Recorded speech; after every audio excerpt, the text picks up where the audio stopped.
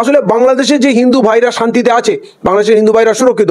আমার বাংলাদেশে হিন্দু বন্ধু আছে আর মুসলমান প্রচুর আত্মীয় আছে, আমি কয়েকবার গেছি, তারা সেখানে যথেষ্ট ভালো আছে, তাদের মধ্যে কোনো বিরোধ নেই। এরা কিছু হিন্দুত্ববাদী সংগঠন এজেন্ট পাঠিয়ে ওখানে উত্তেজনা চলেছে রাজনৈতিক ফায়দা নেওয়ার জন্য। হাসিনার প্রতি বাংলাদেশের মানুষের এত ক্ষোভ, যাকে পালিয়ে আসতে হলো প্রাণ নিয়ে, পৃথিবীর কেউ দায়িত্ব নিল না, আপনি দায়িত্ব নিয়ে নিলেন, তাকে রেখে আপনার কি লাভ হচ্ছে? এতে বাংলাদেশের সঙ্গে আমাদের রেশারেশি বাড়ছে। পশ্চিমবাংলার ইকোনমিতে বিশাল ধস নেমেছে। বাংলাদেশিরা আসলো, বেশিরভাগ ভেলোরে চিকিৎসা করতে যেত, আর নাহলে নিউ মার্কেটে কলকাতায় এসে কেনাকাটা করতো, ঘুরতো। তারা না আসার জন্য এখানকার ব্যবসা বসে যাচ্ছে, ভারতের অর্থনীতিতে বিশাল একটা ক্ষতি। এবং ভারতের যে ট্যুরিজম, ফরেন ট্যুরিজম আসে, তার 30 থেকে 35% শুধু বাংলাদেশি আসতো। তাহলে এই লস কে ভরপাই করবে? ভারতবর্ষ নিজের দেশটা সামলাবে। ভারতবর্ষ গণতন্ত্র, ভারতবর্ষের মধ্যে যাতে গণতন্ত্র থাকে সেটা দেখ। যেদিন থেকে বাংলাদেশ তৈরি হয়েছে, এটা ঠিক, সেটা হচ্ছে বাংলাদেশ তৈরি করার পিছনে ভারতবর্ষের একটা বড় হাত ছিল। কোনো একটা দেশকে সাহায্য, তারপরে সেই দেশকে নিজের মতো করেই চলতে দিতে হবে, এটাই স্বাভাবিক। যারা বলছে চট্টগ্রাম ভারতের অধীনে আসুক, তারা ভারতবর্ষের এথনিক মাইনরদের কতটা সম্মান করেছে? আসসালামু আলাইকুম ওয়া রাহমাতুল্লাহি ওয়া বারাকাতুহু। যারা এই মুহূর্তে ভিডিও দেখছেন, ভিডিওটি প্লে করেছেন, অনুরোধ করব তাদেরকে দয়া করে পুরো ভিডিও সম্পূর্ণ দেখবেন। খুবই গুরুত্বপূর্ণ এবং অত্যন্ত ইম্পর্টেন্ট ভিডিও নিয়ে উপস্থিত হয়েছি আপনাদের মাঝে। প্রিয় দর্শক শ্রোতা মণ্ডলী, ভারত বাংলাদেশ ইস্যুতে এবারে নরেন্দ্র মোদির বিরুদ্ধেই চলে গেছে ভারতীয়রা। প্রিয় দর্শক শ্রোতা মণ্ডলী, নানাবিধ বাংলাদেশ বিরোধী, বাংলাদেশ বিদ্বেষমূলক সংবাদ প্রচার করছে ভারতীয় মিডিয়ারা। ভারতীয় মিডিয়ায় বাংলাদেশ বিরোধী সংবাদ, মিথ্যা, অপতথ্য প্রচার সব কিছুই হচ্ছে। প্রিয় দর্শক শ্রোতা মণ্ডলী, এগুলোর কারণেই এখন মোদী সরকারের উপরে ক্ষোভে ফেটে পড়ছে ভারতীয়রা। ভারতের সাধারণ মানুষ মোদী সরকারের কঠোর সমালোচনা করেছে এবং বাংলাদেশের প্রশংসা করেছে। ভারতীয় সাধারণ জনগণ তাদের দাবি, স্বৈরাচারী বা স্বৈরশাসক হাসিনার পতনের পরে বাংলাদেশ ভারতের থেকে 10 গুণে ভালো আছে। সুতরাং ভারতীয় মিডিয়া যেটা প্রচার করছে সেটা মিথ্যা। বাংলাদেশের পক্ষ নিয়ে ভারতের সাধারণ মানুষরা কি বলছে প্রফেসর ইউনূসের প্রশংসা করে, সেটাই আমরা দেখে আসি এই পর্যায়ে, তারপরে কথা বলি। তাহলে এটা মূর্খার মতো কাজ হচ্ছে। বাংলাদেশের বিষয়, প্রথম কথা, ওটা একটা বিদেশের ব্যাপার। তাদের দেশে তারা প্রয়োজন অনুযায়ী তাদের দেশের স্বার্থে কাউকে গ্রেপ্তার করতে পারে, ইনভেস্টিগেশন হবে, প্রমাণ হবে। যেমন দাবি উঠেছিল ইসকনকে ব্যান করা হোক, কিন্তু আদালত সবকিছু শোনা জানার পর বললো না, ব্যান করা হবে না। তার মানে তারা বায়াস না। এবারে এই ভদ্রলোক বা এই ছোট লোকটি যে নারী শোষণের অভিযোগে অভিযুক্ত এবং তার বিরুদ্ধে তার সংগঠন কথা বলছে, তার দায়িত্ব নিচ্ছে না, তাহলে পুরো ঘটনা না জেনে খালি হিন্দু হিন্দু করে উত্তেজনা ছড়ানো। বাংলাদেশে মানুষকে, বাংলাদেশের হিন্দুদের, এদের কিছু এজেন্ট আছে, এরা প্ররোচনা দিয়ে চাচ্ছে বাংলাদেশে উত্তেজনা হোক। আর সেইটা আমরা পশ্চিমবাংলা তথা ভারতবর্ষে আমরা কাজে লাগাবো যে ওখানে হিন্দুদের খুব অত্যাচার হচ্ছে। তার মানে কি এখানে মুসলমানদের অত্যাচার করতে হবে বা এখানে হিন্দুদের ঐক্যবদ্ধ হতে হবে? আরে এই দেশের হিন্দুদের তোমরা ন্যায় বিচার দাও না।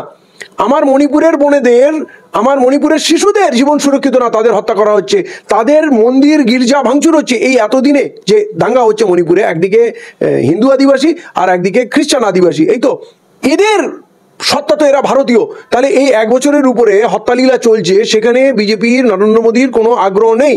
আমার আসামের আমার বোনেরা, আমার ভাইরা নির্যাতিত, এনআরসির নামে তাদের জীবন তছনছ হয়েছে, লক্ষ লক্ষ মানুষের আধার কার্ড ধ্বংস হয়েছে, তাদের কাজ কর্ম জীবিকা ধ্বংস হয়ে গেছে। মানে কষ্ট বলে বোঝানো যাবে না, যার উপরে হচ্ছে তারাই বুঝবে। ত্রিপুরায় আমার বাঙালি ভাই বোনদের উপরে অত্যাচার হচ্ছে, আমার উত্তরপ্রদেশে আমার দলিত ভাই বোনেদের অত্যাচার হচ্ছে, আদিবাসীদের জমি জঙ্গল কেড়ে নেওয়া হচ্ছে, তাদের হত্যা করা হচ্ছে। এরা হিন্দু না? এরা ভারতীয় না? বাংলাদেশের ব্যাপারে তোমরা যাচ্ছ উত্তেজনা ছড়াতে। আসলে বাংলাদেশে যে হিন্দু ভাইরা শান্তিতে আছে, বাংলাদেশের হিন্দু ভাইরা সুরক্ষিত। আমার বাংলাদেশে হিন্দু বন্ধু আছে আর মুসলমান প্রচুর আত্মীয় আছে, আমি কয়েকবার গেছি, তারা সেখানে যথেষ্ট ভালো আছে, তাদের মধ্যে কোনো বিরোধ নেই। এরা কিছু হিন্দুত্ববাদী সংগঠন এজেন্ট পাঠিয়ে ওখানে উত্তেজনা চলেছে রাজনৈতিক ফায়দা নেওয়ার জন্য। যেমন মতুয়াদের বলেছিল আমরা নাগরিকত্ব দেব, তার জন্য 2019 আনলো, রুলস আনতে তার বেড়ে গেল 2 বছর, কিন্তু রুলস জানার পর একজন মতুয়া আর নাগরিকত্বের জন্য অ্যাপ্লাই করলো না। এই যে কথাটা বলছে না, আমরা মতুয়াদের নাগরিকত্ব দেব, তার মানে প্রথম তুমি আমল করছো তোমরা নাগরিক নও। নাগরিক তারা নয় কেন? তারা 100 বছর ধরে এখানে আছে, তারা ভোট দিয়ে সরকার করছে, তারা চাকরি করছে, ব্যবসা করছে, সরকারকে ট্যাক্স দিচ্ছে, তাদের আধার কার্ড, ভোটার কার্ড, তাদের প্যান কার্ড সবকিছু রয়েছে। আর তুমি দুম করে বলে দেবে এরা নাগরিক না, আর লোককে আতঙ্কিত করে লোভ দেখাচ্ছ আমাকে ভোট দাও, আমরা তোমাকে নাগরিকত্ব দেবো। তাহলে দেশ বিদেশের লোক নাগরিকত্ব ভারতে এর আগেও নিয়েছে, তাহলে কি করে নিয়েছে? যে কোনো মানুষ যখন ইচ্ছা ভারতবর্ষে এসে যদি ক্রাইটেরিয়া ফুলফিল করতে পারে নাগরিক হতে পারে, একটা জার্মানও হতে পারে, একটা আমেরিকান হতে পারে, একটা আফ্রিকানও হতে পারে, সেই প্রভিশন ভারতের সংবিধানে আছে। তাহলে এই নতুন এই নোংরামো, তাহলে আমি বলবো আমার হিন্দু ভাই বোনদের, এরা ভারতবর্ষটাকে জ্বালিয়ে পুড়িয়ে ছাড়কার করে দিয়েছে, ধ্বংস করে দিয়েছে। এরা কি কি প্রতিশ্রুতি দিয়েছিল? अच्छे दिन आएंगे, काला धन वापस आएंगे, सबके अकाउंट में 15 लाख जाएंगे, सबको 2022 तक पक्का मकान मिलेगा, किसान को दुगनी फसल का कीमत मिलेगा, बेटी पढ़ाओ बेटी बढ़ाओ, এই যে পুরো ব্যাপার ডিজিটাল সিটি স্মার্ট সিটি, হ্যাঁ আমাদের নাকি 5 ট্রিলিয়ন ইকোনমি হবে। তাহলে আমরা পেলাম কি? আমাদের সরকারি সম্পত্তি রেল থেকে আরম্ভ করে হাওয়াই জাহাজ থেকে আরম্ভ করে, আবার বলেছিল হাওয়াই জাহাজ, যারা হাওয়াই ছুটি পড়ে তাদের হাওয়াই জাহাজে যা পেরেছে তাই বলেছে। তাহলে বাস্তব মিলিয়ে দেখতে হবে এরা আমাদের কিছু দিল নাকি লুটে নিল। আমরা কি আগে ভালো ছিলাম না এখন ভালো আছি? পেট্রোলের দাম, গ্যাসের দাম হিন্দু মুসলমান সবাইকে দিতে হয়, হিন্দুদের জন্য কোনো দেশে বেনিফিট আছে কি? এরা গোমাতা করে মুসলমানদের পিটি হত্যা করছে, অথচ যারা গোমাতাকে হত্যা করে বিদেশে মাংস এক্সপোর্ট করছে তাদের কাছে মোটা চাঁদা নিচ্ছে, হাজার হাজার কোটি টাকা চাঁদা নিচ্ছে। আমি আমার হিন্দু ভাই বোনেদের বলবো, মুসলমানদের কথা বাদ দিন, মুসলমানরা তাদের ব্যাপার লড়ে নেবে, মার খাবে, বুঝবে। আমি বলছি বিজেপি তো হিন্দুদের দল বলে, হিন্দু রাষ্ট্র করবে, হিন্দুদের অধিকার নিয়ে কথা বলে, তারা হিন্দুদের জন্য কি করেছে? আদানি আম্বানিকে ঢেলে তুলে দিয়েছে, বা ওর মধ্যে হয়তো ওর পার্টনারশিপ আছে। আজকে আদানির নামে আমেরিকায় ওয়ারেন্ট বেরিয়ে গেছে, কাল এই নরেন্দ্র মোদীর নামে ওয়ারেন্ট বেরিয়ে যাবে। এরা কোথাও মুখ দেখানোর অবস্থায় নেই, এরা সব কিছু ধামাচাপার জন্য। আমাদের দেশের সব সম্পদ শেষ, যত খনি থেকে, মাইন্স থেকে, ফিল্ড থেকে, হাইওয়ে থেকে, রেলওয়ে থেকে সব শেষ হয়ে গেল। আমাদের দেশ দেনায় ডুবে গেছে। এমনকি স্টেট ব্যাংক অফ ইন্ডিয়া যারা পুরো ভারতবর্ষের শিল্পকে ধার দিত, এখন তারা দেনা করতে বাধ্য হচ্ছে। এরকম একটা জায়গা, পুরো দেশ ব্যাংক্রাপসির জায়গায় যাচ্ছে। আপনি বলুন, বাংলাদেশে একজন লোককে অ্যারেস্ট করেছে, কোনো দেশে কেউ অ্যারেস্ট হয় না? আমাদের দেশে কেউ অ্যারেস্ট হয় না? উমর খালিদ অ্যারেস্ট হয়েছে, মৌলানা সালমান আজহারি সে অ্যারেস্ট হয়েছে। তাহলে ভারতবর্ষের মুসলমানরা কি 30 কোটি মুসলমান কি রাস্তায় নেমে গেছে? তারা কি সব মারদাঙ্গা করছে? তারা বলছে আমরা ভারতবর্ষকে ভেঙে আলাদা করে নিয়ে চলে যাবো। ওরা বলছে আমরা ওই কক্সবাজারকে ওখান থেকে ভেঙে আলাদা করে। এগুলো কি উন্মাদনা! আর এইসব জিনিসকে প্রশ্রয় দিচ্ছে। হাসিনার প্রতি বাংলাদেশের মানুষের এত ক্ষোভ, যাকে পালিয়ে আসতে হলো প্রাণ নিয়ে, পৃথিবীর কেউ দায়িত্ব নিল না, আপনি দায়িত্ব নিয়ে নিলেন। তাকে রেখে আপনার কি লাভ হচ্ছে? এতে বাংলাদেশের সঙ্গে আমাদের রেশারেশি বাড়ছে। আপনি তাদেরকে বিপদের মধ্যে ফেলে দিচ্ছে না। এই যে ওখানে হিন্দুত্ববাদী আন্দোলন হচ্ছে, তাকে নরেন্দ্র মোদী সমর্থন দিচ্ছে, তাকে শুভেন্দু অধিকারী সমর্থন দিচ্ছে। এবারে ওরা ভারতবর্ষ একটা বৃহৎ শক্তি, ওরা ভয় পেয়ে গিয়ে ভাববে যে কি হবে, তাহলে আমেরিকাকে ডাকি, রাশিয়াকে ডাকি, চীনকে ডাকি, পাকিস্তানকে অলরেডি ডেকে নিয়েছে। এতে ভারতের লাভটা কোথায় হচ্ছে? তা আমি বলবো আমার হিন্দু ভাই বোনদের, আমরা হাজার হাজার বছর ধরে এই মাটিতে থাকি, ভারতবর্ষে থাকি, আমরা সবাই মিলে ভারতবর্ষটাকে গড়েছি। কোনোভাবে আমাদের সম্পর্কে কোনো চিড় যেন না ধরে, অবিশ্বাস না তৈরি হয়। আমরা যদি এদের ফাঁদে পা দিই তাহলে আমাদের ঘরের ছেলেগুলো মারা যাবে, একে অপরের বাড়িতে আগুন লাগাবে, ধ্বংস করবে, ভারতবর্ষ ধ্বংস হবে, এরা কাল পালিয়ে যাবে। এদের কিচ্ছু লাগে না ভারতবর্ষের জন্য, এরা লুটেরা। অতএব আমি বলবো কোনোভাবে আমাদের সম্পর্কে, আমাদের বিশ্বাসে যেন চিড় না ধরে। খুব তলিয়ে ভাবুন, ওই যে চিন্ময় দাস, সেই লোকটা কেমন, তার কার্যকাণ্ড কেমন, সব তোর সামনে আসছে। তারা যদি বায়াস হতো তাহলে ইসকনকে তারা ব্যান করতে পারতো, ক্ষমতা আছে। আমাদের দেশে সিমিকে ব্যান করা হয়েছে, পপুলার ফ্রন্ট অফ ইন্ডিয়াকে ব্যান করেছে, কিন্তু তারা করেনি। তাহলে একটা অপরাধীকে যদি ধরে, তার জন্য আমাদের দেশের হিন্দুরা অলরেডি আজকে রাস্তায় নেমে গেছে, বর্ডার সিল করব। অলরেডি কেন্দ্র সরকার ওখান থেকে আলু পেঁয়াজ যাওয়া বন্ধ করে দিয়েছে, কোনো ব্যবসা করবো না, ওখানে বাংলাদেশিদের কোনো ভিসা দেবো না, বাংলাদেশিরা এখানে আসতে পারবে না। ক্ষতিকার হবে। পশ্চিমবাংলার ইকোনমিতে বিশাল ধস নেমেছে। বাংলাদেশিরা আসলো, বেশিরভাগ ভেলোরে চিকিৎসা করতে যেত, আর নাহলে নিউ মার্কেটে কলকাতায় এসে কেনাকাটা করতো, ঘুরতো। তারা না আসার জন্য এখানকার ব্যবসা বসে যাচ্ছে, ভারতের অর্থনীতিতে বিশাল একটা ক্ষতি। এবং ভারতের যে ট্যুরিজম, ফরেন ট্যুরিজম আসে, তার 30 থেকে 35% শুধু বাংলাদেশি আসতো। তাহলে এই লস কে ভরপাই করবে? এই জীবিকা তো ভারতবর্ষের মানুষ পেত, তাদের অর্থনীতি উন্নত হতো, তারা রোজগার পেত। নরেন্দ্র মোদী করবে, আর সেটা ভারতের মানুষের জন্য ভালো হবে, এটা সম্ভব না। ভ্যাকসিন দিয়েছিল, ফ্রিতে ভ্যাকসিন দিয়েছিল, ভারতবাসীকে পঙ্গু করে দিয়েছে। সেই ভ্যাকসিন কোম্পানি আদালতে স্বীকার করেছে আমাদের ত্রুটিপূর্ণ ভ্যাকসিন, এতে রক্ত জমাট বাড়ছে এবং তাতে মানুষের ভয়ানক রোগ হচ্ছে, মানুষ দুর্বল হচ্ছে, অসুস্থ হচ্ছে। মানে নরেন্দ্র মোদী কিছু করবে, আপনাকে হাজারবার ভাবতে হবে এর পিছনে অভিসন্ধি কি আছে, ষড়যন্ত্র কি আছে। নাহলে আমরা এখনো যদি না জাগি, আমরা ধ্বংস হয়ে যাব। বাংলাদেশের ভাই বোন, আমাদের হিন্দু মুসলমান প্রত্যেকেরই আত্মীয় বাংলাদেশে আছে। অর্থাৎ বাংলাদেশ যদি উন্নতি করে, বাংলাদেশে যদি শান্তি থাকে, সেটা কিন্তু আমাদের জন্য ভালো। বাংলাদেশ আমাদের থেকে আলাদা নাই, ভারতবর্ষ থেকে, বাংলা থেকে ভাগ করে, শুধু ভারতবর্ষ থেকে বাংলা দ্বিখণ্ডিত হয়েছে। আমাদের এখনো হৃৎপিণ্ড বাংলা আছে। কার মাসি, কার কাকা, কার ভাই বোন বাংলাদেশে থাকে না বলুন? হিন্দু মুসলমান কেউ বলতে পারবে না। আমরা সেইখানে আগুন লাগাবো, সেখানে অশান্তি করব, এইটা কখনো না। কাল পর্যন্ত আমাদের বাংলাদেশে তাকাতে হয়নি, ওদিক থেকে কোনো বিপদ নেই। নরেন্দ্র মোদীর এই হাসিনাকে তুলে এনে এই কাজটা করার পর এখন ওইখানে বিদেশি শত্রুরা এসে ঘাঁটি লাঠি বাজছে ভারতবর্ষের জন্য একটা মাথা ব্যথার কারণ হয়েছে। অতএব এদের খপ্পরে কেউ পা দেবেন না, সাবধানে থাকবেন, সাম্প্রদায়িক সম্প্রীতি বজায় রাখুন। আমরা হাজার হাজার বছর ধরে যেমন ছিজি, বিজেপি আছে, RSS আছে, কাল থাকবে না, কিন্তু আমরা থাকবো, আমাদের সন্তানরা থাকবে। অতএব খুব সাবধান হবে, কোনোভাবে আমাদের সম্পর্কে যেন অবিশ্বাস না তৈরি হয়, আমাদের সম্প্রীতি যেন না ভেঙে যায়। কিন্তু বিজেপি একেবারে হুমকি দিচ্ছে যে চিন্ময় কৃষ্ণ দাসকে যদি মুক্তি না দেওয়া হয় তাহলে পশ্চিমবঙ্গে অবরোধ আনা হবে। এটা কি কারণ? কোনো রাজনৈতিক অভিসন্ধি? এরা এখানে উত্তেজনা ছড়িয়ে ধর্মীয় আবেগ তৈরি করে পশ্চিমবাংলায় 2026-এ ক্ষমতা আসতে যায়। এদের রাজনৈতিক উদ্দেশ্য ছাড়া কোনো কাজ নেই। তাতে হিন্দুরা মরলো না মুসলমানরা মরলো বাঁচলো, এদের কিচ্ছু যায় আসে না। এরা শুধু এদের গদি চায়, রাজনীতি চায়। এরা লুটেরা, এরা ডাকাত, এবং আজও পর্যন্ত বাংলায় এরা কোনো ভালো কাজ করেনি, কারো কোনো উপকার আসেনি। অতএব এরা পুরোপুরি রাজনীতি করছে। আর চিন্ময় দাস যদি ওইখানে অ্যারেস্ট হয় তাতে ভারতবর্ষের কি যায় আসে? পৃথিবীতে অনেক লোক অ্যারেস্ট হচ্ছে, বাংলাদেশেও অনেক লোক অ্যারেস্ট হচ্ছে। বাংলাদেশে এত বড় লড়াই করলো, কতগুলো মানুষের হত্যা হলো, আমরা কোনো কিছুতে ইনভলভ হলাম না। একটা মানুষকে শুধু অ্যারেস্ট করেছে, তার এখনো জাজমেন্ট আসেনি, তার এখনো শাস্তি ক্লিয়ার হয়নি, কিছু হয়নি। ভারতবর্ষে তো কত লোকের শাস্তি হচ্ছে, ফাঁসি হচ্ছে, কত কিছু হচ্ছে, এনকাউন্টার হচ্ছে। তো তাহলে আমাদের দেশের ব্যাপার নিয়ে যদি অন্য কোনো দেশ লাফালাফি করে আমাদের কেমন লাগে? তাহলে বাংলাদেশে একটা অপরাধে অভিযুক্ত তাকে গ্রেপ্তার করছে, এখানে আন্দোলনটা হবে কেন? এটা আমি কঠোরভাবে কন্ডেম করছি এবং বাংলার মানুষকে বলবো এদের প্ররোচনায় পা দেবে না। এরা অ্যাকচুয়ালি এখানকার পরিবেশ নষ্ট করছে, এবং এতে আমাদের শুধু সম্পর্ক নষ্ট হবে না, আমাদের ইকোনমি ধ্বংস হবে। বাংলার ইকোনমি ধ্বংস করতে চাচ্ছে, পঙ্গু করতে চাচ্ছে। এরা তো আমাদের কিছু দেয় না। অতএব এইখানে এসে আন্দোলন কেন? যদি প্রকৃতপক্ষে যদি কিছু করতে চাও তাহলে ভারত সরকার কিছু করতে পারে। ভারত সরকার ডিপ্লোম্যাটিক রিলেশন দিয়ে তাদের কাছে জানতে পারে যে আপনারা কেন ধরেছেন, আমরা জানতে চাই, আমাদের দেশের হিন্দুরা এটা চিন্তিত, অবশ্যই করতে পারে। আপনি এটা করুন। কিন্তু শুভেন্দু কে? শুভেন্দু না রাজ্য সরকারের কেউ, না কেন্দ্রীয় সরকারের কেউ। ও একটা লুম্পেন, নাচানাচি করে এখানে সাম্প্রদায়িক সম্প্রীতি নষ্ট করবে, জয় শ্রীরাম ধ্বনি দিয়ে উত্তেজনা করবে। শুধু ওর মুখ্যমন্ত্রী হওয়ার স্বপ্ন, ও পশ্চিমবাংলার মুখ্যমন্ত্রী, এইটা স্বপ্ন। তাহলে ওর স্বপ্ন পূরণ করার জন্য কি আমরা বাংলাটাকে জলাঞ্জলি দেবো, বাংলায় আগুন লাগাবো? এই লোকটা উন্মাদ, আজ পর্যন্ত কিছু করেনি, করতেও পারবে না। আর ওকে সবাই চেনে, ও সারদা নাড়াতে জড়িত ছিল, অমিত শাহকে ম্যানেজ করে এইসব পদ্ধতি নিয়ে আবুল তাবুল কথা বলছে। অতএব এখানে আন্দোলনটা একেবারে অযৌক্তিক, অবাস্তব, এবং এতে শুধু আমাদের পরিবেশ নষ্ট হবে, আর কিচ্ছু হবে না। কিন্তু সমস্যাটা হলো এই যে আমাদের ভারতের বেশ কিছু মেইনস্ট্রিম মিডিয়া তারা একেবারে জিনিসটাকে এমন ভাবে দেখানো হচ্ছে বা দেখাচ্ছেন যে ভারতের ওপর বাংলাদেশের একটা বৃহৎ প্রভাব পড়তে চলেছে। সেরকম কি কিছু হবে, নাকি এটা সম্পূর্ণভাবেই অন্য কোনো কারণে দেখানো হচ্ছে? এরা একটা অভিসন্ধি করছে, যে কারণে হাসিনাকে এখানে রেখেছে। এরা কাশ্মীরটাকে যেভাবে ভেঙে দিল, এরা সব ডাল ভাত মনে করে। বাংলাদেশ একটা আলাদা দেশ ভাবছো, বাংলাদেশের তো বেশি গোলাগুলি নেই, ওদের মিসাইল, রকেট, নিউক্লিয়ার কিছু নেই, তো বাংলাদেশটা ঢুকে যাবো। মানে এটা জিদের ব্যাপার। হাসিনা আমাদের লোক, হাসিনাকে ওখানে বসাতেই হবে।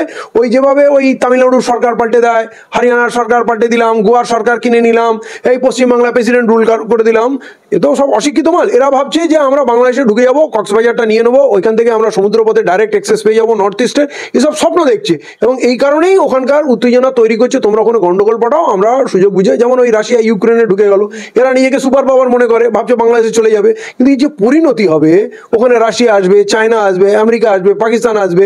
এই যে ফিলিস্তিনের মানুষের কাছে খাবার নেই, তাদের ওই যুদ্ধ কে করছে? জর্ডান করছে, হুতিরা করছে, ইয়ামানে হুতিরা করছে, ওদিকে ইরান করছে, ওদিকে আরো অন্য অন্য দেশ লজিস্টিক সাপ্লাই দিচ্ছে, রাশিয়া তাদের টেকনোলজি দিচ্ছে, নর্থ কোরিয়া দিচ্ছে। তাহলে পৃথিবীতে বড় বড় সুপার পাওয়ারকে আমরা হারতে দেখেছিলাম। যখন ভিয়েতনামে গেছিল আমেরিকা, দীর্ঘদিন যুদ্ধ করার পর হেরেছে। আফগানিস্তানে 20 বছর যুদ্ধ করার পর হার মেনে চলে গেল। আফগানিস্তানের লোকের কাছে কি টেকনোলজি ছিল? পায়ে চটি ছিল না, কিছু ছিল না। তার মানে তুমি এইটা কোথাও কোনো ভ্যাকিউম ভেবো না যে আমি বাংলাদেশটাকে দখল করে নেবো আর কেউ কিছু বলবে না। এবং তার জন্য যে মূল্য আমাদের দিতে হবে, বাংলাটা তো ছাড়কার হয়ে যাবে, কারণ বাংলার উপর দিয়ে কর্মকাণ্ড হবে। ওইখানে যে ভাইটা মরবে, আমার বাংলাদেশে হিন্দু মুসলমান যেই মরুক সেটা আমার ভাই, আর এইবারেও যারা মরবে সেটা আমার ভাই। ইন্ডিয়ান আর্মির যে লোকগুলো তারা আমার ভাই, বাংলাদেশের আর্মির লোকগুলো আমরা ভাই, আমরা তো বাঙালি। তো এই যে এরা পরিকল্পনা করছে, এরা স্বপ্ন দেখছে, তা নাহলে হাসিনাকে এখানে বসিয়ে রাখার কোনো যুক্তি নেই। পৃথিবীর কেউ তাকে জায়গা দেয়নি, তার তো সম্পর্ক পৃথিবীর অনেক দেশের সঙ্গে ছিল। তাহলে ওই বাংলাদেশে যে আমরা অশান্তি তৈরি করার চেষ্টা করছি, এখন তো এটা প্রমাণ হয়ে গেছে। ওখানে একটা ক্রিমিনাল ধরা পড়েছে, তার বিরুদ্ধে অভিযোগ আছে, প্রধানমন্ত্রী কথা বলে দিল যে ইসকন স্বয়ং তাকে অস্বীকার করছে, তাহলে প্রধানমন্ত্রী তার দায়িত্ব নিয়ে নিল, আপনি তার জন্য প্রতিক্রিয়া দিচ্ছেন। তাহলে এটা কিরকম পাগলামো হচ্ছে, এবং এইটা যে ভারতবর্ষের জন্য কত বড় বুমেরাং হবে, কত বড় ক্ষতির কারণ হবে, আন্তর্জাতিক ভাবে আমরা তো লজ্জিত হবই। এটা মানবাধিকার উল্লঙ্ঘন, আন্তর্জাতিক মানে আইনের উল্লঙ্ঘন হবে, এবং প্রতিবেশীর সঙ্গে প্রায় সম্পর্ক নেই। শ্রীলঙ্কার সঙ্গে সম্পর্ক নেই, মলদ্বীপের সঙ্গে সম্পর্ক নেই, নেপালের সঙ্গে সম্পর্ক নেই। পাকিস্তান জন্মসূত্রে আমাদের শত্রু, বাংলাদেশ ছিল, সেইটাকেও আমরা হারাচ্ছি। তাহলে আমরা দেশটাকে কোন বিপদের দিকে ঠেলে নিয়ে যাচ্ছি? নাকি এই করে এরা অস্ত্র কেনা বেচা করবে বা ডিফেন্সের মাল মশলা নিয়ে, এতে তো হিসাব গরমিল করতে খুব সুবিধা হয়, কারণ সিক্রেট ডিল হয়, কোন মাল কত কিনেছিলাম কাউকে বলার দরকার নেই, আমার কাছে কত বারুদ ছিল আর যুদ্ধে কত মিসাইল খরচা হয়ে গেছে কিছু জানা নেই। এখানে একটা ফেক ওয়ার করে লক্ষ লক্ষ কোটি টাকার একটা ম্যানিপুলেশন হবে। তো এদের মাথায় ভালো বুদ্ধি তো থাকে না। বাংলাদেশটাকে খুঁচিয়ে ঘা করা হচ্ছে, এবং এই যে কার্যকলাপটা এরা করতে যাচ্ছে এটা খুব ভয়ঙ্কর। দেশের মানুষ যদি এখনই এদের বুঝতে না পারে, তখন যুদ্ধ আমরা কখনো চাই না, সেটা ফিলিস্তিনে হোক, সেটা আফগানিস্তানে হোক, সেটা রাশিয়া হোক, ইউক্রেনে হোক, বা ইউরোপে হোক, আফ্রিকায় হোক, বা ভারতবর্ষে হোক। যুদ্ধ কখনো ভালো কিছু করে না, এবং এরা যেই জায়গায় খুঁচিয়ে নিয়ে যাচ্ছে, অলরেডি বাংলাদেশ কিন্তু হুমকি দিচ্ছে। আমরা কিন্তু ভারতকে ভয় পাই না, পৃথিবীর সমস্ত দেশ কিন্তু আমাদেরই পাশে দাঁড়াবে। ইউনুস সাহেব অলরেডি বিবৃতি দিয়েছে, তার মানে সেও আগাম সিগন্যাল দিচ্ছে এখানে আসলে কিন্তু তোমার জন্য ভালো হবে না। তাহলে এইটা কি খুব আকাঙ্ক্ষিত প্রতিবেশীর সঙ্গে? তো ওটা আমাদের ডিপ্লোম্যাটিক্যাল ফেলিওর। অলরেডি হাসিনাকে এখানে রাখাটা একটা ব্লান্ডার। মানে একটা দেশের পলাতক প্রধানমন্ত্রী, বহিষ্কৃত প্রধানমন্ত্রী, তাকে এখানে প্রোটোকল দেওয়ার তো কিছু নেই। আমরা অন্য দেশের প্রধানমন্ত্রী আসলে তাকে প্রোটোকল দেবো, সম্মান দেবো, কিন্তু সে তাদের দেশের পলাতক ব্যক্তি, এখন সে প্রধানমন্ত্রীও না, তাকে গুছিয়ে রেখে লাভ কি? ওনার পরিকল্পনা কি? এখনো পর্যন্ত নরেন্দ্র মোদী বলেছে কি যে হাসিনাকে আমরা এই কারণে আশ্রয় দিলাম, এবং প্রথমে বলেছিলাম আমরা টেম্পোরারি আশ্রয় দিচ্ছি, উনি পরে ওনার চলে যাবেন। তো হিউম্যানিটেরিয়ান গ্রাউন্ডে টেম্পোরারি আপনি ওনাকে আশ্রয় দিয়েছেন, মেনে নিলাম। তাহলে এখন তো 3 মাস হয়ে গেল, এখন কি এটা টেম্পোরারি? আর যদি পার্মানেন্ট থাকে তাহলে আপনি তার যুক্তি দেখান কেন তাকে রাখছেন, আর ভারতবর্ষের তাদের লাভ কি সেটা তাকে বলতে হবে। এখনো পর্যন্ত উনি কোনো কথা বলেননি। আমার দেশের অখণ্ডতাকে আমি রক্ষা করতে চাই, তাহলে বাংলাদেশ তার অখণ্ডতাকে রক্ষা করতে চায়। এবং যখনই আমরা আমাদের দেশের আনরেস্ট নিয়ে কোনো বিদেশি শক্তি নাক গলায়, আমরা তাদের যখন বলি এটা আমাদের নিজস্ব ব্যাপার, আমাদের দেশের ব্যাপার, আমরা মিটিয়ে নেব, পররাষ্ট্রের ইন্টারভেনশন, পররাষ্ট্রের নাক গলানো আমরা সহ্য করব না, সেটা বাংলাদেশের ক্ষেত্রে কেন প্রযোজ্য নয়? যারা বলছে চট্টগ্রাম ভারতের অধীনে আসুক, তারা ভারতবর্ষের এথনিক মাইনরদের কতটা সম্মান করেছে? কুকিদের ওপর মেইতেইদের যে আক্রমণ, মণিপুরের যে কনফ্লিক্ট, সেটা কি তারা থামাতে পেরেছে? ভারতবর্ষের শবররা কিভাবে বেঁচে আছে, ভারতবর্ষের ছত্তিশগড়ের মুন্ডারা কিভাবে বেঁচে আছে, খোঁজ নিন। তাহলে আমাদের এথনিক মাইনরদের আমরা কিভাবে রেখেছি? এ প্রশ্নের উত্তর যদি আয়নার সামনে দাঁড়িয়ে আমরা খুঁজি, তাহলেই আমরা উত্তরটা পেয়ে যাব যে চট্টগ্রামের এথনিক মাইনরদের জন্য আমাদের শুভকামনা থাকতে পারে।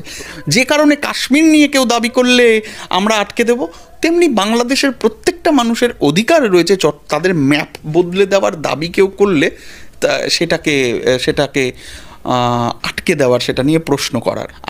কিন্তু কাশ্মীর নিয়ে যদি কেউ নিজেদের ক্লেম করা শুরু করে, কাশ্মীর দখল করে নিতে চায়, আমরা কি তাদের ছাড়বো? ভারত সরকার ছাড়বে? বিজেপি ছাড়বে? সাংবাদিক হিসেবে আপনি ছাড়বেন? আপনি বলবেন কাশ্মীর আমার। হ্যাঁ, আপনি যখন কেউ কাশ্মীর মাঙ্গে আজাদি স্লোগান দেয়, তাকে তো নানা মুখ মিডিয়ার এবং রাষ্ট্রের তারা তাকে চাবুক মারে। বাংলাদেশের গণতন্ত্রপ্রিয় মানুষ যেদিন থেকে বাংলাদেশ তৈরি হয়েছে, এটা ঠিক, সেটা হচ্ছে বাংলাদেশ তৈরি করার পিছনে ভারতবর্ষের একটা বড় হাত ছিল। তারা যদি না নামতো, ইন্দিরা গান্ধী যদি না নামতো, সেদিন ভারতবর্ষের একটা ভূমিকা ছিল, ইতিবাচক ভূমিকা ছিল, প্রশংসনীয় ভূমিকা ছিল। কিন্তু তার মানে তো এটা নয়, সেটা হচ্ছে যে ভারতবর্ষ সেই দেশের আভ্যন্তরীণ পলিসিতে মাথা গলাবে, এটা চলতে পারে না। এটা ঠিক, সেটা হচ্ছে কোনো একটা দেশকে সাহায্য করে, তারপরে সেই দেশকে নিজের মতো করেই চলতে দিতে হবে, এটাই স্বাভাবিক। ফলত বাংলাদেশের মধ্যে, বাংলাদেশের সাধারণ মানুষের কাছে, গণতন্ত্রপ্রিয় মানুষের কাছে এই দাবিটা বহুদিনের, যে সরকারই আসুক না কেন, তোমরা যাতে পাশের দেশে, যেহেতু ভারতবর্ষ অনেক বেশি শক্তিশালী, তাহলে ভারতবর্ষকে বর্দা হিসেবে তোমরা দেখবে না, এই দাবিটা তো বাংলাদেশের অভ্যন্তরে আছে। এটা বোঝার প্রয়োজন আছে যে বাংলাদেশের সরকার যখন হাসিনা রয়েছে, তখনও কিন্তু হাসিনা হিন্দুদেরকে খুব রক্ষা করছিল এরকম নয়। বাংলাদেশে কতটা হিন্দুদের উপর অত্যাচার আসলেই হচ্ছে, তার বাস্তবিক চিত্র কি, এটা আমরা জানি না। বাইরে থেকে আমাদের পক্ষে জানাটা সম্পূর্ণভাবে সম্ভব নয়, কারণ মিডিয়া বহু কিছু দেখায় না বা বহু কিছু অতিরিক্তভাবে দেখায়। একটি হচ্ছে আমেরিকান সরকারের বন্ধু মোহাম্মদ ইউনুস, আর অপরদিকে ইসকনের মতন সংস্থা, যে ইসকনের সংস্থা আমেরিকার টাকাতেই চলে। এই দুটো সংগঠন একে অপরের বিরুদ্ধে মারামারি করছে, একে অপরকে গ্রেপ্তার করছে। এটা না আমাদের কাছে একটু ধন্দে ফেলে দিচ্ছে। আমাদের মনে হচ্ছে কোনো একটা আমেরিকার প্লটে খেলাটা চলছে, যে খেলাটা আসলে আমরা বুঝতে পারছি। হয়তো বাংলাদেশ ভবিষ্যতে এমন একটা ভূমিকা পালন করবে যেটা আমাদের কাছে আনএক্সপেক্টেড হবে। যাচ্ছে যে কংগ্রেস হোক বা বিজেপি, তারা উভয় কিন্তু হাসিনার পক্ষেই দাঁড়াচ্ছে। ভারত সরকারের যা ভূমিকা তাতে মনে হচ্ছে যে কয়েক কোটি জনগণ নয়, এমনকি ভারতীয় জনগণও নয়, সরকারের কাছে শেখ হাসিনা অনেক বেশি গুরুত্বপূর্ণ। ভারত ও বাংলাদেশের মধ্যে দ্বিপাক্ষিক যে সম্পর্ক, যেটা রাষ্ট্রের মধ্যে এই মুহূর্তে নেই, মানুষের মধ্যে রয়েছে, সেই মানুষের মধ্যে সম্পর্কেও কিন্তু অবনতি হচ্ছে। আজকে যখন দেখা যায় যে অন্যান্য গণহত্যাকারীরা বিভিন্ন জায়গায় পালিয়ে শেল্টার নিয়েছে, ভারতীয়রা চিরকালই তার নিন্দা জানিয়েছে, কিন্তু আজকের দিনে ভারতের চরিত্রটা একটু অন্যরকম। এখন ভারত নিজে গণহত্যাকারীদেরকে শেল্টার দিচ্ছে, এটা কিন্তু খুবই প্রবলেমেটিক। সেটা হাসিনা না অন্য কেউ, সেটা দেখার দরকার নেই। আজকে যখন বাংলাদেশের সরকার ডগমগ, যেখানে হাসিনা পালাচ্ছে, যখন ইউনুসের সাথে ভারতবর্ষের সম্পর্ক তৈরি হচ্ছে না, সেই অবস্থায় কিন্তু আদানির লাভ আর থাকছে না। ফলে বোঝা যাচ্ছে যে এই কর্পোরেট পুঁজির লাভের সাথে বাংলাদেশে হাসিনার সরকার থেকে যাওয়ার একটা গভীর সম্পর্ক রয়েছে। বাংলাদেশে গণ অভ্যুত্থান এবং ভারতীয় মিডিয়ার ভূমিকাটা কি? প্রথমত বাংলাদেশের গণ অভ্যুত্থানটাকে বিশ্লেষণ করা প্রয়োজন আছে। শেখ হাসিনার সরকার একটা দীর্ঘ টাইম জুড়ে সরকারে ছিল, এবং সেই সরকারে থাকাকালীন শেখ হাসিনা গণতন্ত্রের কণ্ঠরোধ করেছে, মানে ভোট হতে দেয়নি। যারা যারা বিরোধীতে ছিল তাদেরকে গ্রেপ্তার করেছে। তাদের বিরুদ্ধে দুর্নীতি একেবারে ছিল না, দুর্নীতির অভিযোগ ছিল না তা নয়, দুর্নীতির অভিযোগ ছিল, কিন্তু তাদেরকে গ্রেপ্তার করা হয়েছে। এই প্রক্রিয়া চলতে চলতে মানুষের মধ্যে একটা চাপা ক্ষোভ ছিল, এবং সেটা পরবর্তীকালে বৈষম্য বিরোধী ছাত্র আন্দোলন এবং সেটার থেকে পরবর্তীকালে গণ অভ্যুত্থান, এটা আমরা দেখতে পেয়েছি। 7ই জানুয়ারি যে নির্বাচনটা হয়েছিল বাংলাদেশে, সেটা নির্বাচনের নামে সম্পূর্ণ প্রহসন, সেই ব্যাপারটা আমরা পুরোপুরি জানি। এবার বিষয়টা হচ্ছে কি, একটা বিরোধী শক্তি নেই, সেই পরিস্থিতিতে নাকি হাসিনা পরপর ভোট জিতে যাচ্ছে।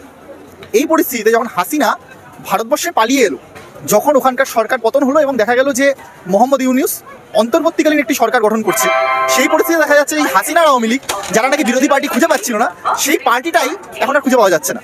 তাহলে কি এমন হলো যে বিরোধী শক্তি এত বৃদ্ধি পেল এবং হাসিনা হঠাৎ করে হারিয়ে গেল? তার মানে সত্যি কথা বলতে গেলে মানুষের মধ্যে আক্রমণ, মানুষের উপরে আক্রমণ, সাধারণ মানুষের উপর অত্যাচার এবং লাগামহীন দুর্নীতি, এটা বাড়তে গেছে, এবং যার প্রতিক্রিয়া বৈষম্য বিরোধী ছাত্র আন্দোলন হয়েছে। আজকের দিনে দাঁড়িয়ে মিডিয়ার ভূমিকাটা খুব গুরুত্বপূর্ণ। বাংলাদেশের মিডিয়া একটা দীর্ঘকালীন টাইম জুড়ে বাংলাদেশের হাসিনা সরকারের সমর্থনে কথা বলে গেছে, এবং যারা বিরোধীদের হয়ে কথা বলেছে তাদের উপরে বিভিন্ন রকম হুইপ জারি হয়েছে, তারা সমস্যার মধ্যে পড়েছে। আজকের দিনে দাঁড়িয়ে দেখা যাচ্ছে যে সকল মিডিয়াই বাংলাদেশের হাসিনার বিরোধী কথা বলছে, এবং তারা বাস্তবিকভাবেই এই ইউনূস সরকারের সমর্থনে অথবা বিএনপি বা জামাতের সমর্থনে কথা বলছে, এবং সেইভাবেই তাদের খবরটা চালাচ্ছে।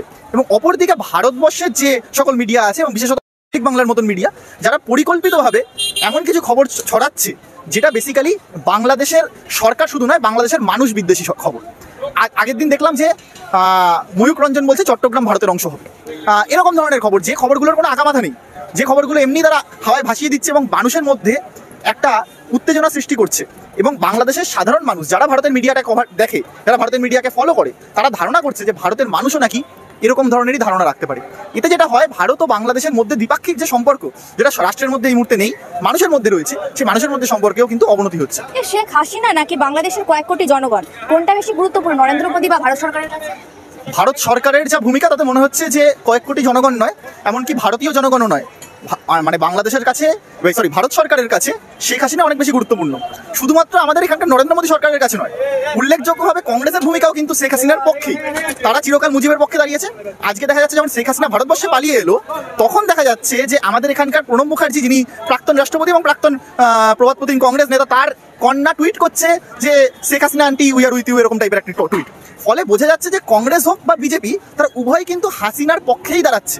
তারা কখনোই এই যে জনগণের ওপরে যে নির্যাতন হাসিনা করেছে, শেষ 2 মাস যে জনগণকে হত্যা করেছে, এই হত্যার তারা বিচার চাইছে না, বরং সেই হত্যাটাকে তারা সঠিক বলে হাসিনাকে শেল্টার দেওয়ারই পক্ষে, এবং হাসিনার মাধ্যমেই বাংলাদেশ শাসন যেন হয় সেটার পক্ষে দাঁড়াচ্ছে। যেটা ভারতের মতন একটি গণতান্ত্রিক মূল্যবোধ আলা সরকারের ক্ষেত্রে, ভারতের মতন গণতান্ত্রিক মূল্যবোধ আলা রাষ্ট্রের ক্ষেত্রে এটা কিন্তু খুবই প্রবলেমেটিক।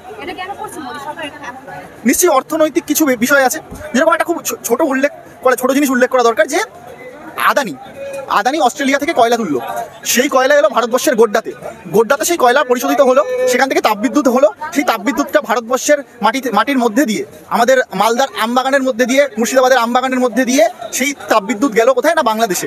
বাংলাদেশ এটা 3000 কোটি টাকা 4000 কোটি টাকা দিয়ে প্রতি মাসে সেই বিদ্যুৎ কিনবে। এটা ছিল হোল প্রজেক্টটা। কি হলো, অস্ট্রেলিয়া থেকে কয়লা এলো, সেই কয়লা কোথায় এলো, আমাদের গোড্ডাতে।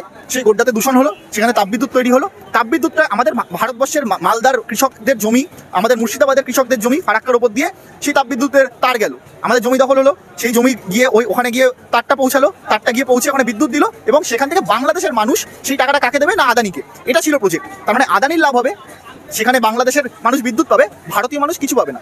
এরকম একটা প্রজেক্ট কিন্তু বাংলাদেশের সরকার এবং ভারত সরকার মিলে স্যাংশন করেছিল, যেটা বেসিক্যালি আদানির লাভ।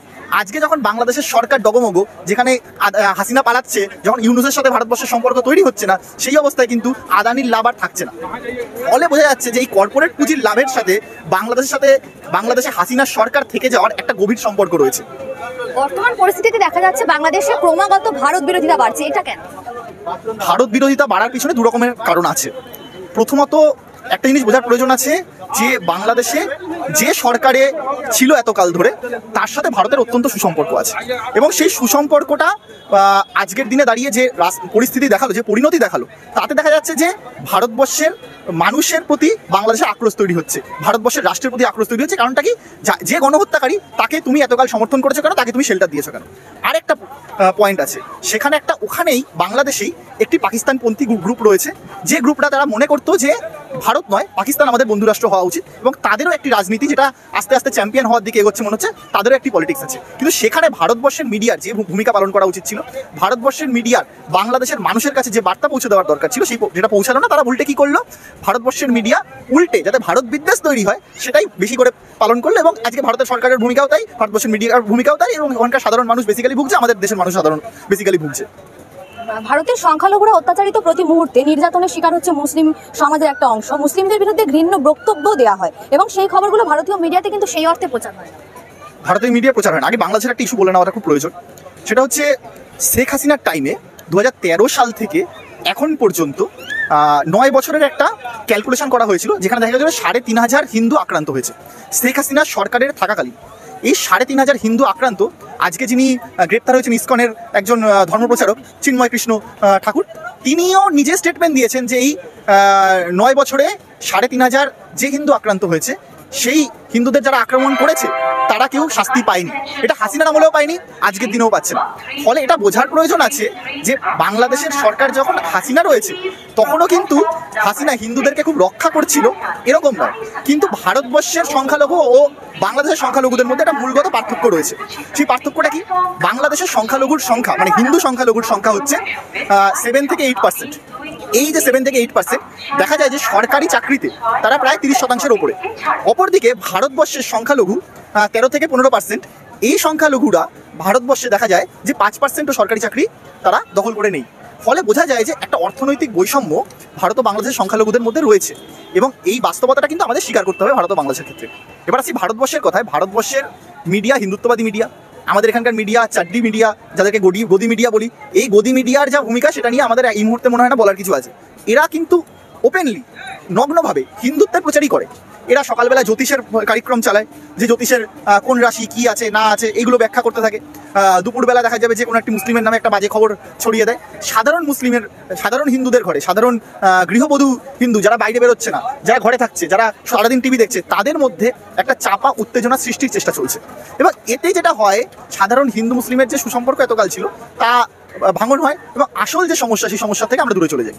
অন্যদিক থেকে এই যে চিন্ময় কৃষ্ণ প্রভুকে গ্রেপ্তার করা নিয়ে গতকাল এক আইনজীবী, তিনি একেবারে হত্যার শিকার হলেন, তাকে পিটিয়ে মারা হলো, খুন করা হলো। খবরটা এইভাবে আমাদের সামনে এসছে যে চট্টগ্রামে যেখানে হিন্দুরা বিক্ষোভ দেখাচ্ছিল চিন্ময় কৃষ্ণ ঠাকুরের গ্রেপ্তারের প্রতিবাদে, সেইখানে বিক্ষুব্ধ জনগণ, একজন আইনজীবী, তিনি একজন মুসলিম আইনজীবী, এবং তিনি বলা হয় যে কনভার্টেড নব্য মুসলিম যারা তাদের হয়ে আইনত লড়াই লড়েন, তাকে পিটিয়ে হত্যা করেছে সেই হিন্দুরা। এবং আমি ইতিমধ্যে দেখেছি যে ওখানকার বহু হিন্দু এই কথাটা বলছে যে যারা হত্যাটা করেছে তাদের অবিলম্বে শাস্তি হওয়া উচিত। কিন্তু আবার এটাও দেখা যাচ্ছে যে আইনজীবীকে হত্যা করা হলো, সেই আইনজীবী কিন্তু প্রকাশ্যে বুদ্ধিস্টরা যখন ত্রাণ দিচ্ছে সেই ছবিটাকে শেয়ার করে লিখেছিল যে বাংলাদেশে হিন্দু বৌদ্ধ মানে খ্রিস্টান সকলদের একসাথে একটি দেশ, এবং এই দেশের সম্প্রীতিকে অটুট রাখতে হবে। এরকম।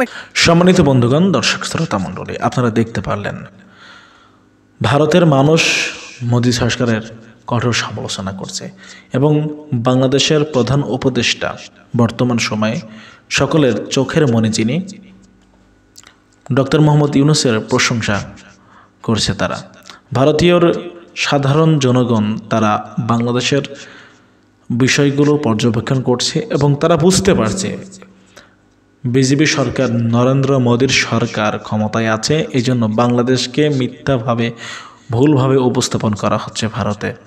একটা সাম্প্রদায়িক দাঙ্গা লাগানোর চেষ্টা করছে ভারত, কিন্তু সেটাই ব্যর্থ। বাংলাদেশ ভারতের সাধারণ মানুষের মধ্যে যে সম্পর্ক সেটা কখনো বিচ্ছিন্ন হবে না। প্রিয় দর্শক শ্রোতা মণ্ডলী, আপনারা অবশ্যই কমেন্ট করবেন, কমেন্টে আপনাদের ব্যক্তিগত মতামত লিখে জানাবেন কি বলতেছেন আপনারা, আপনাদের অপিনিয়নটা কি থাকবে। আজকের মতো বিদায় নিতে চাই আপনাদের কাছ থেকে। দেখা হচ্ছে আরও অন্য কোনো একটা ভিডিওতে। সে পর্যন্ত ভালো থাকবেন এবং সুস্থ থাকবেন। আল্লাহ হাফেজ। আসসালামু আলাইকুম ওয়া রাহমাতুল্লাহি ওয়া বারাকাতুহু।